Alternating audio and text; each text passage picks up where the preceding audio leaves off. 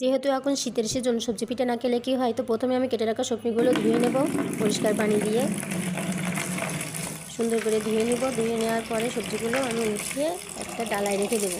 তো আসসালামু আলাইকুম বন্ধুরা, কেমন আছেন? আমি আজকে সবজি পিঠে বানাবো। এই যে সবজিগুলো আমি উঠিয়ে নিয়েছি, উঠিয়ে নিয়ে এখন গরম তেলের সাথে পেঁয়াজ মরিচ দিয়ে দেবো। সবজিগুলো ঢেলে দিলাম।